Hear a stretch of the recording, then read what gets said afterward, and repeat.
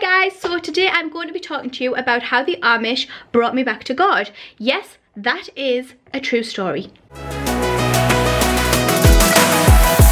I was brought up with really strong foundations in Christ and I really believed. And I would talk to God all the time. I would talk to my friends about God and I was just on fire for the Lord. But then as I got older and I started to go to comprehensive school, my friends no longer wanted to know about Jesus and I started to get mocked for it. So I became kind of a secret Christian and I would hide my faith from people and just, go to church on Sunday, but I wouldn't talk to anyone about it.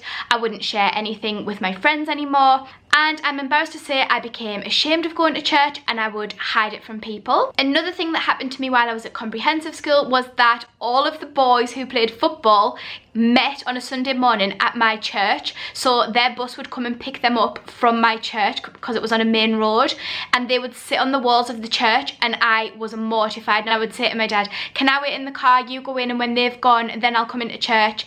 And my parents were so cool about it, bless them, and that's what I would do. I would wait until the boys had all gone and then I would go into church. Secret Christian life. But at the same time I had one friend who was the pastor's son and he went to my school as well. We would go to youth group together and I was so fortunate to have him, so at least I had someone that I could share my faith with. Although I don't really remember talking that much about God with him, but it was good to know that we both came from the same kind of belief system because I had nobody else. My church did have a youth group which was amazing. It was really quite a strong youth group. There was only about 20 of us went, but they would take us to youth meetings on a Sunday evening once a month, which was kind of like Hillsong churches now but on a smaller scale.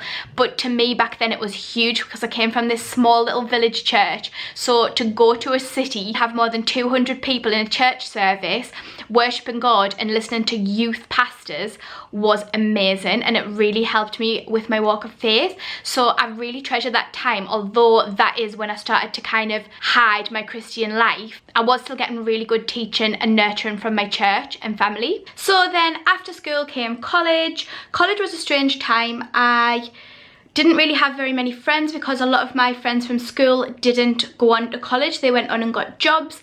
So I kind of went to college on my own. And then this is when I found my first serious boyfriend who was not a Christian and was into science and didn't believe at all. In fact, he was a complete atheist.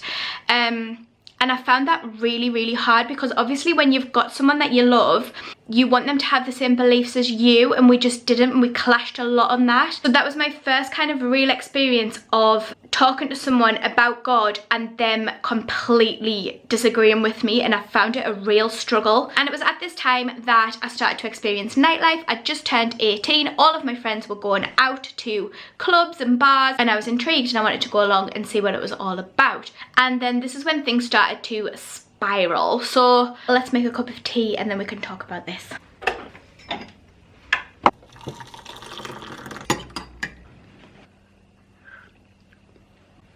Once I got to uni, that is when everything kind of spiraled out of control. So I was going out all of the time. I made friends with girls who, that was our lifestyle. We just lived to party. We would go to bars and then nightclubs on the night, and we loved it. All of my money was wasted on clothes, makeup. I got in debt, paying for alcohol, just a total waste of most of my 20s. And it started off just being like a Friday night or a Saturday night, then it turned into Friday and Saturday nights, and then even sometimes I would go out on Thursday and Tuesday nights as well.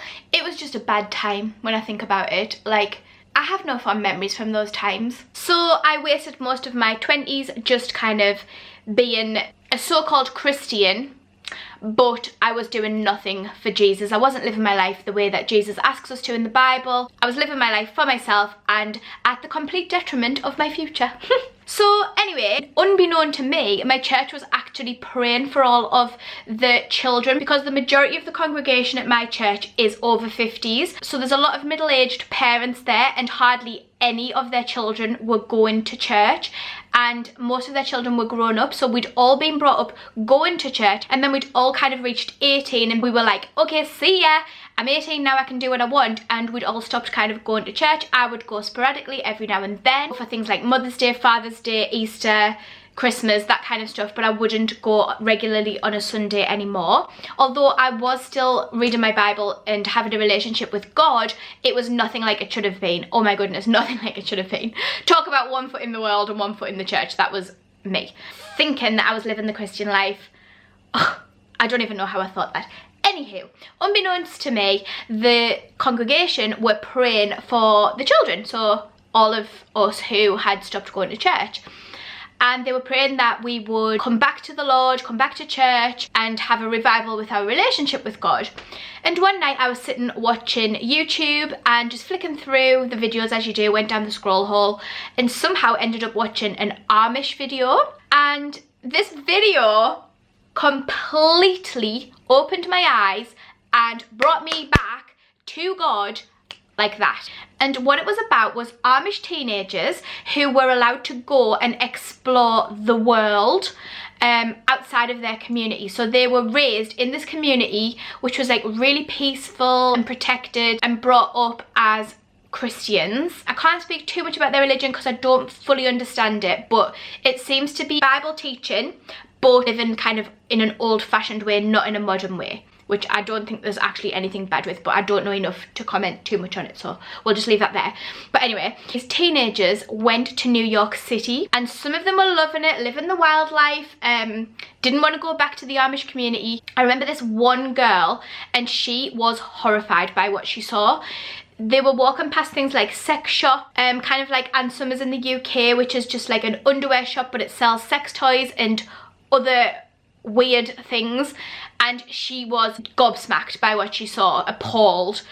And then they went to a nightclub and she felt so uncomfortable there, and they were trying to get her to dress up, and you could tell she was just like, this isn't me. I feel all unsure. She didn't want her legs out, she didn't want her chest out. Then I think the Holy Spirit just smacked me in the face of, this is what you should be like, and instead you are one of those people in the world who is just accepting all of this as if it's normal, as if it's not evil. You're just living your life this way, and it made me feel disgusting. I felt disgusting, and I remember just pausing the video and immediately praying to God for forgiveness, and I gave my life to God all over again. I was like, I can't believe the way I've been living. I feel awful inside. Everything just suddenly, my perspective completely did a 180, and I was like, whoo, no more living like that. Thank you very much. That absolutely not. I want to live for you again, Lord.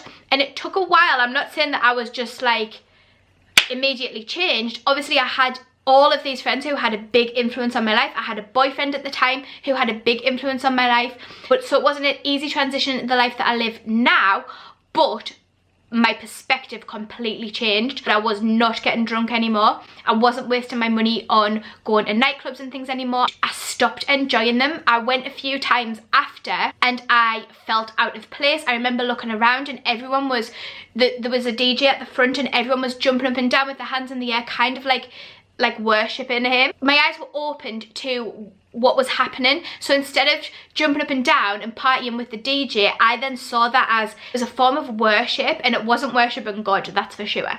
And I knew in that moment that that was no longer the life that I wanted to live. So then I just prayed to God for Christian friends and to help me with the friendships I already had, and actually a lot of my friends drifted away from me, not in any bad terms at all. Some of them moved away to uni, some of them met boyfriends and moved away with them. Gradually God just kind of got those people out of my life and that influence out of my life, and I started spending way more time reading my Bible, going to church, fellowshipping with the ladies from church, and I even started a women's meeting at my church just so I had that fellowship with them. And it was amazing because then I had all of these women around me who supported me, made me stronger, and actually started teaching me how to lead a ministry in my church. So yeah, that is my testimony of how I was brought back to God by the Amish.